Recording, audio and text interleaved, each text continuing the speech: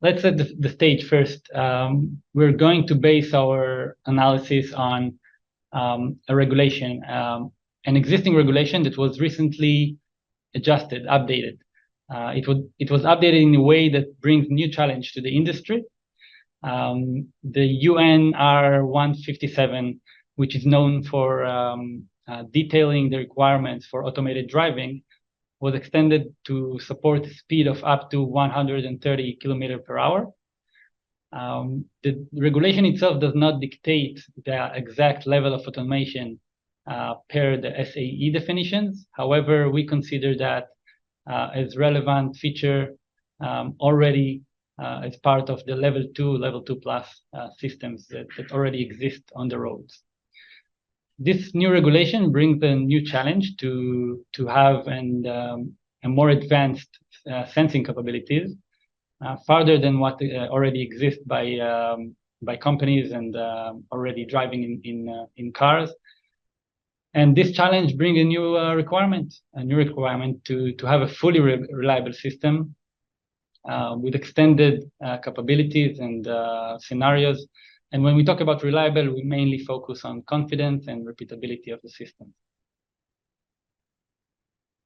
Again, on the challenge, this transition from 60 kilometers per hour to 130, which is the edge speed for highway driving for automated vehicles. This was described in the regulation in a way that was calculating the distance that is needed to allow detection, to provide detection, to support certain speeds. This calculation is based on the acceleration level and braking speed and distance. And as you can see in this table, which is a copy-paste from the regulation itself, to achieve a specified maximum speed of 130, we need to have a detection capability in a distance which is at least 150 meters.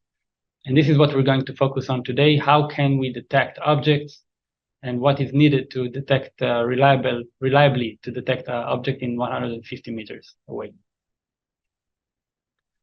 Moreover, the regulation also refers not only to the distance and speed, but to the environmental conditions that should be supported by the system. The ADAS system that are implemented in vehicles should be able not only to operate in severe conditions, but also to be able to identify those conditions and reduce the level of engagement of the system in operation, and also to notify the driver accordingly. Moving to safety enhancement that are derived from those basics requirements and challenges, there are a few definitions that come with it. So first would be a passable object. The requirement speaks about passable or not terminology, which means a passable object would be one that once identified by the system will allow the vehicle to continue driving continuously without any emergency or any action that is needed. However, when an object is classified as not passable, it means that an immediate action is needed for emergency brake or maneuver. So the vehicle could obviously avoid a collision, and that's the main goal. We wish to avoid any kind of collision, whether it's passenger car, cyclist, pedestrian.